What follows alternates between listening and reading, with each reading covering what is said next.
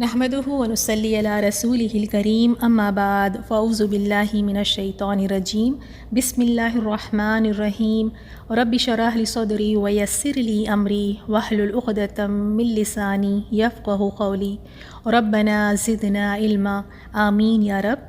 سورۃ القلم آیت نمبر 34 سے ہم دیکھیں گے، اور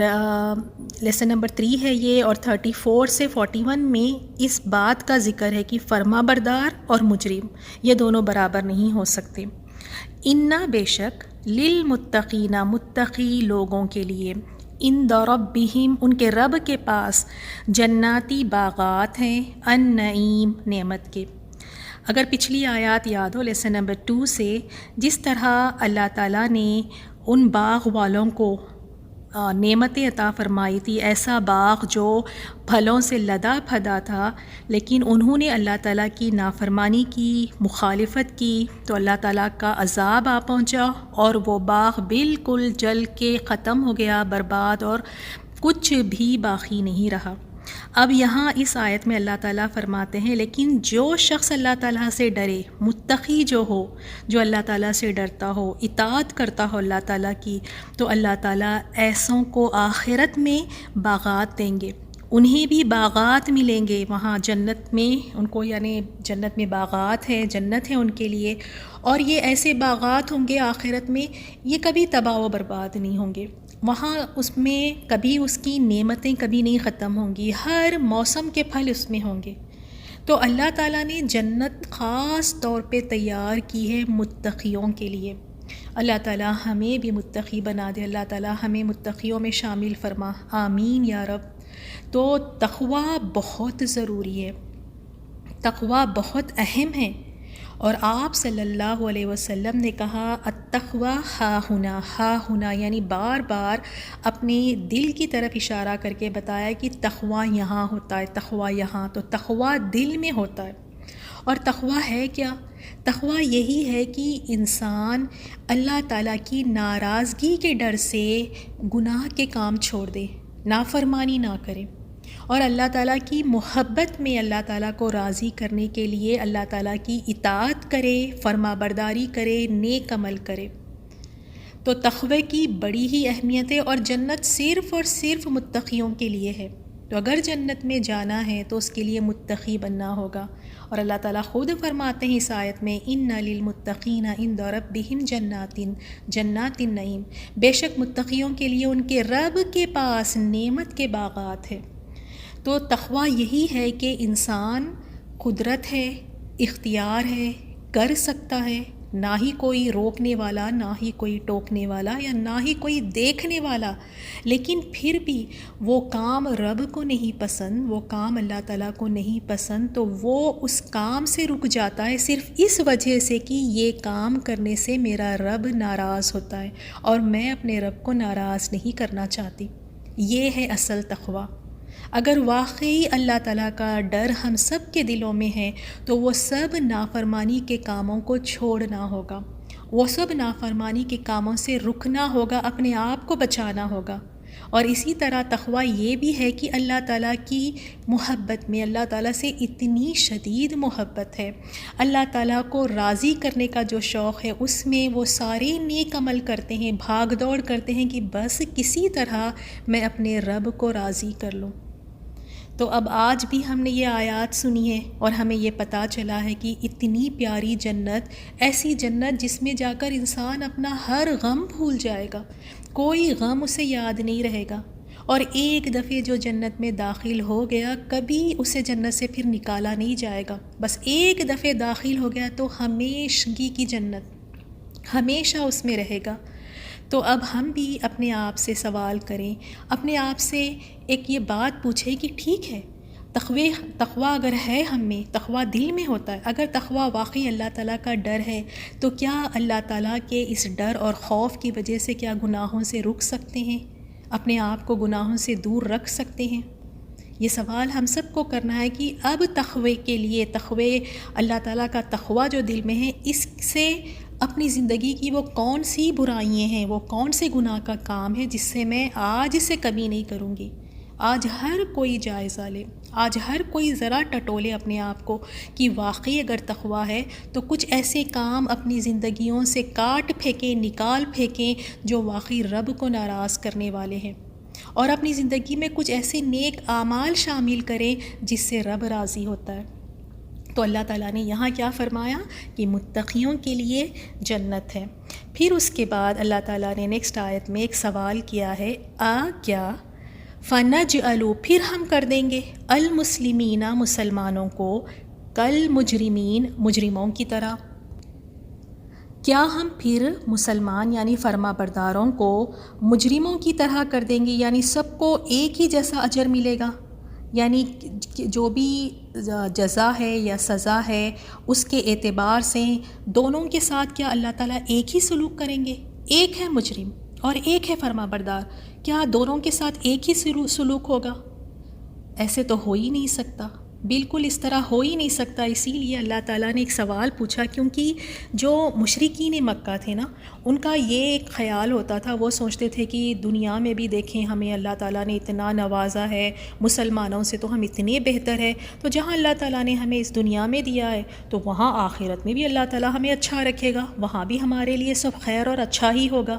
تو یہاں اللہ تعالیٰ نے ایک سوال کیا ہے کہ کیا مجرم اور فرما بردار دونوں برابر ہو سکتے ہیں؟ اب ایک سوال دیکھیں کہ ایک انسان اگر حلال طریقے سے محنت کر کے کمائی کرتا ہے اور ایک انسان حرام کاریوں سے کما رہا ہے، تو کیا یہ دونوں کا انجام آخرت میں ایک ہی ہوگا؟ ایک ہے ظلم کرنے والا اور ایک ہے مظلوم جو بیچارہ اللہ تعالیٰ کی رضا کے لیے سہ رہا ہے، برداشت کر رہا ہے، تو کیا آخرت میں مظلوم اور ظالم دونوں برابر ہو سکتے ہیں؟ کیا دونوں کو برابر کر دیا جائے گا؟ ایک انسان ہے جو اپنی زندگی ڈر ڈر کے گزارتا ہے، بہت ساری چیزیں کر سکتا ہے لیکن صرف اس وجہ سے نہیں کرتا کہ اس میں میری رب کی رضا نہیں ہے، رب ناراض ہوتا ہے، وہ ایک ایک قدم پھونک پھونک کر اٹھاتا ہے، ڈر ڈر کے زندگی گزارتا ہے، اور ایک ہے بڑی بے خوف زندگی گزار رہا ہے، کوئی چیز کی پرواہ ہی نہیں، لاپرواہ زندگی، بس جو دل چاہے کرتے جا رہا ہے۔ تو کیا یہ دونوں برابر ہو جائیں گے؟ اگر یہ سب برابر ہو جائیں گے اس طرح تو بتائیں یہ تو بڑی یعنی بے انصافی والی بات ہوگی، یہ تو ناانصافی ہوگی، اور اللہ تعالیٰ تو سب سے زیادہ انصاف کرنے والا ہے، سب سے زیادہ۔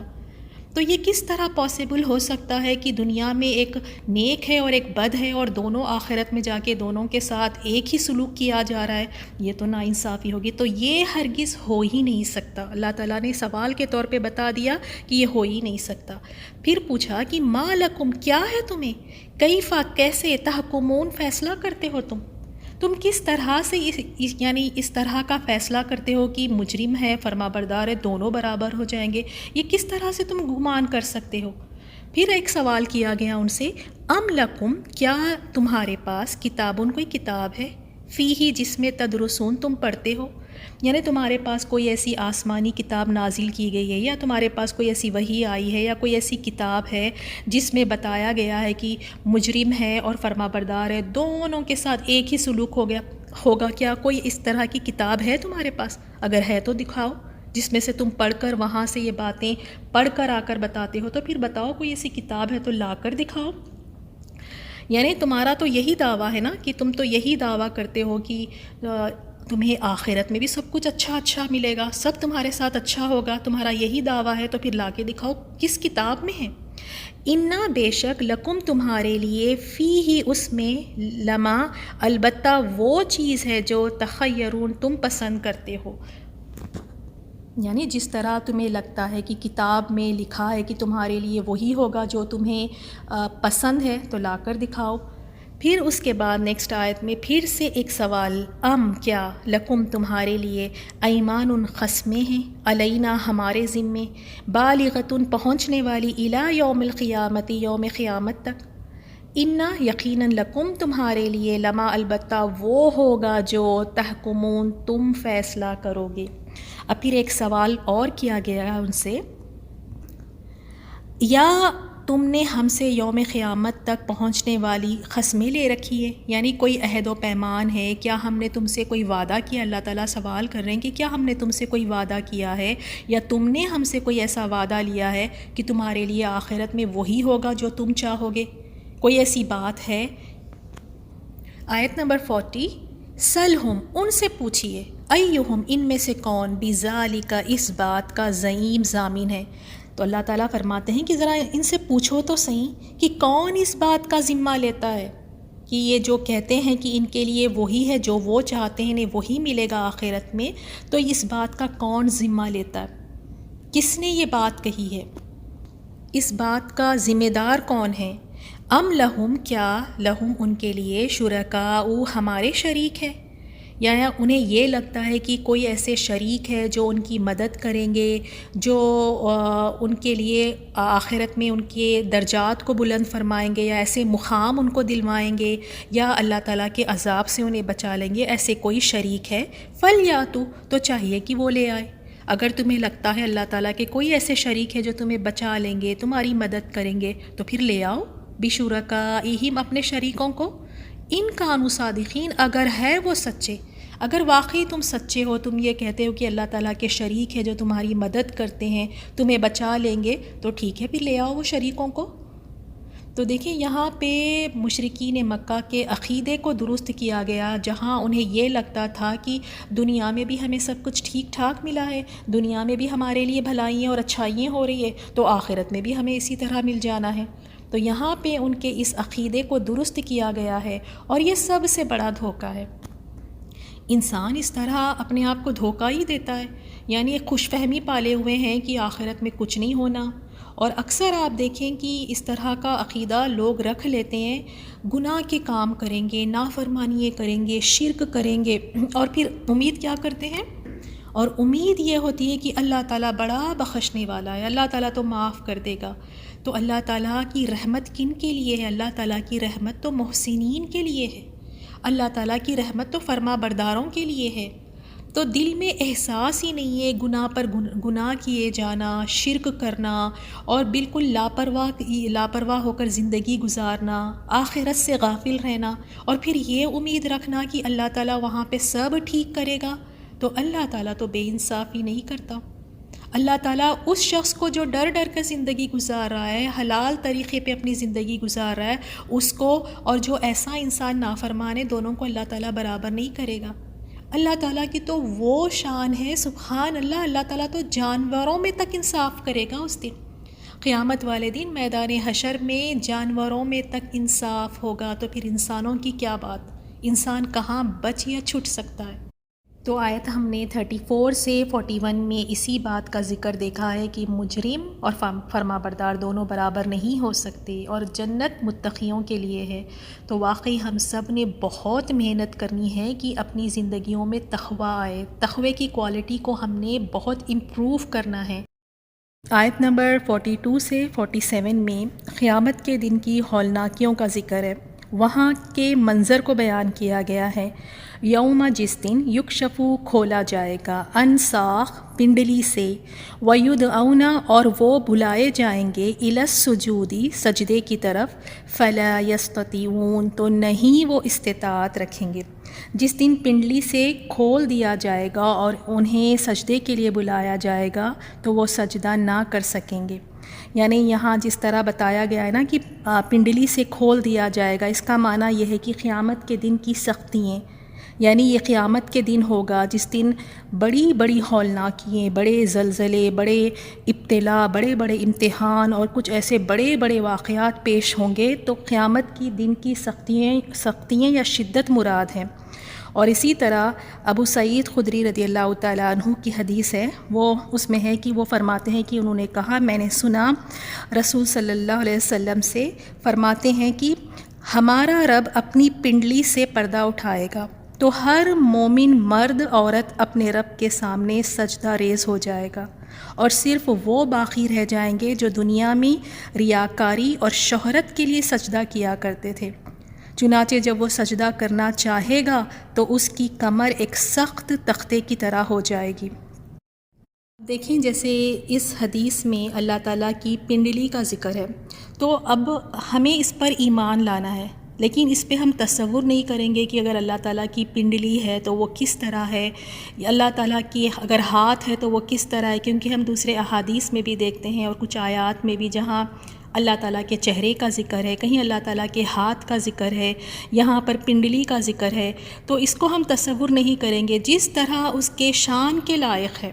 ہم نہیں جانتے، بس ہمارا ایمان اس پر ہونا چاہیے، نہ ہی مزید اس پہ سوال کریں اور یا ہی اس کو تصور کریں، یہ نہیں کرنا چاہیے۔ تو اس دن انہیں بلایا جائے گا اور سجدے کے لیے، اور وہ سجدہ نہیں کر سکیں گے۔ اب دیکھیں، اس کو تصور کریں کہ اتنی بڑی رسوائی کہ سب سجدے میں گر پڑے ہیں، الا وہ لوگ جو بہت دنیا میں ریاکاری کے لیے، شہرت کے لیے سجدہ کیا کرتے تھے، یعنی دکھاوے کے لیے نماز بھی پڑھتے تھے تو دکھاوے کے لیے یا شہرت کے لیے۔ تو اس طرح کے لوگ وہاں سجدہ نہیں کر پائیں گے، وہ کرنے بھی جائیں گے سجدہ تو ان کی کمر تختے کی طرح ہو جائے گی۔ اور اس دن پھر ان کی اس کیفیت کو بھی بیان کیا گیا ہے کہ خاشیتاً جھکی ہوں گی ابصارہم، ان کی نگاہیں، اور وہ شرمندگی، وہ ذلت کی وجہ سے ان کی نگاہیں جھکی ہوں گی کہ سب سجدے میں گرے ہوئے ہیں اور ہم سجدہ کر ہی نہیں پا رہے، کتنی بڑی رسوائی ہے۔ اس وجہ سے ان کی آنکھیں جھکی ہوں گی، ترہقہم ذلہ، اور ڈھانپی ہوگی انہیں ذلہ یعنی ذلت، اور ان کی آنکھیں جھکی ہوں گی اور ان پر ذلت چھا رہی ہوں گی۔ کس وجہ سے؟ اسی وجہ سے یہاں پہ اللہ تعالیٰ نے یہاں پہ وجہ بھی بتا دی، کیونکہ وہ جب ان کو بلایا جاتا تھا، وقد اور تحقیق، کانو تھے وہ، یدعون بلائے جاتے، الی السجود سجدے کی طرف، وہم سالمون اور وہ صحیح سالم تھے۔ جب ان کو سجدہ کرنے کے لیے بلایا جاتا تھا وہ صحیح سالم تھے، صحت مند تھے، لیکن پھر بھی وہ سجدہ کرنے کے لیے نہیں آتے۔ اور ہم کتنے آج کل بھی ہم لوگوں کو دیکھتے ہیں کہ صحت مند ہوتے ہیں، کوئی ایسے بیمار نہیں، کوئی ایسی چیز نہیں ہے، اور اذان کی آواز سنتے بھی ہیں لیکن پھر بھی نماز کی طرف نہیں جاتے، پھر بھی سجدہ نہیں کرتے۔ تو ایسے لوگوں کا یہاں پہ ذکر بتایا گیا کہ یہ صحت مند ہوا کرتے تھے لیکن پھر بھی جب یہ نماز کی طرف بلائے جاتے تھے یہ نہیں جاتے تھے۔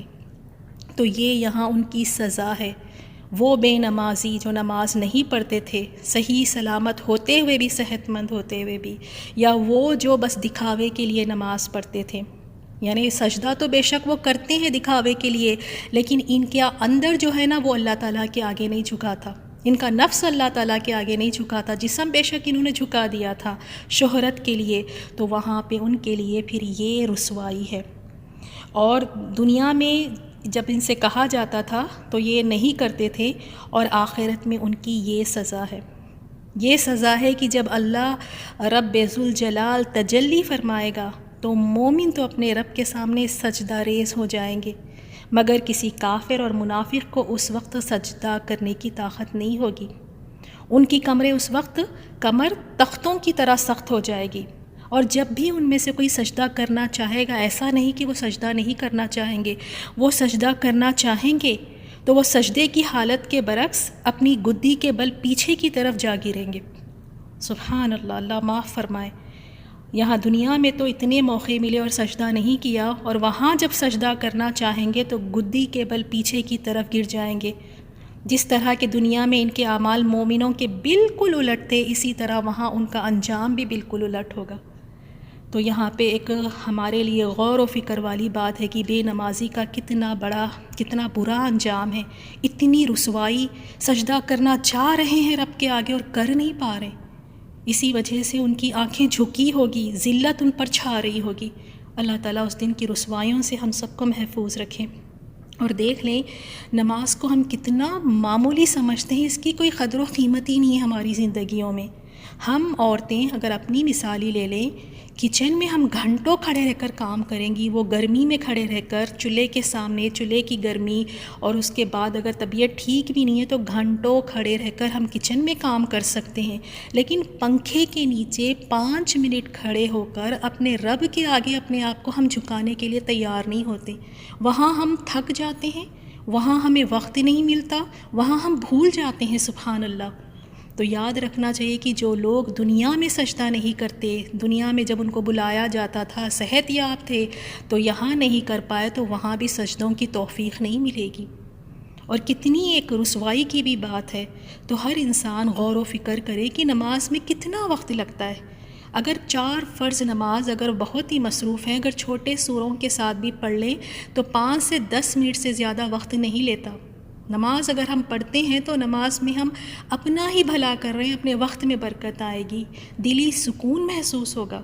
مشکلات میں، پریشانیوں میں ڈٹ کر کھڑے رہنے کی طاقت ملتی ہے نماز سے۔ نماز سے اللہ تعالیٰ کے ساتھ ایک کنیکشن ہمارا مضبوط ہوتا ہے۔ نماز سے ہم ایک بہت بہادر انسان، بہت ہی ہمت والے، بہت ہی صبر ہم میں آ جاتا ہے، لیکن ہم نماز کو اہمیت ہی نہیں دیتے۔ دنیا کے ہم سے سارے کام مشقت والے کروا لیں، ہم گھنٹوں کھڑے رہ کر لیں گے، وہ چاہے بچوں کے کام ہو، وہ چاہے شوہر کے کام ہو، گھنٹوں لگا کر کام کریں گے، اور وہی جب رب کے سامنے 10 منٹ نکال کر کھڑے ہونے والی بات ہو تو وہاں تو ہمیں وقت ہی نہیں ملتا۔ تو ہم سب کو چاہیے کہ ہمیں نمازوں سے محبت کرنی چاہیے۔ نمازوں کے وقت پہ جب اذان کی آواز جب کان پر پڑے تو واقعی پیار اور محبت سے اپنے سب کام چھوڑ کر پیارا سا وضو بنا کر اپنے رب کے آگے کھڑے ہو جائیں، اپنے رب کے آگے جھک جائیں۔ جو انسان اپنے رب کے آگے جھکنا سیکھ جاتا ہے تو وہ رب ساری دنیا کو اس کے آگے جھکا دیتا ہے، اور ایسے ہی ہوتا ہے۔ جب انسان اللہ کے آگے جھک جاتا ہے تو ساری دنیا اس کے آگے جھک جاتی ہے۔ تو نمازوں سے واقعی ہمیں محبت کرنی چاہیے۔ چلیں ان آیات کی تلاوت سنیں، اس کے بعد پھر ہم نیکسٹ آیات کی تفسیر دیکھتے ہیں۔ ان للمتقین عند ربهم جنات النعیم افنجعل المسلمین كالمجرمین ما لكم كيف تحكمون ام لكم كتاب فيه تدرسون إن لكم فيه لما تخيرون أم لكم أيمان علينا بالغة إلى يوم القيامة إن لكم لما تحكمون سلهم أيهم بذلك زعيم أم لهم شركاء فليأتوا بشركائهم إن كانوا صادقين يوم يكشف عن ساق ويدعون إلى السجود فلا يستطيعون خاشعة أبصارهم ترهقهم ذلة وقد كانوا يدعون إلى السجود وهم سالمون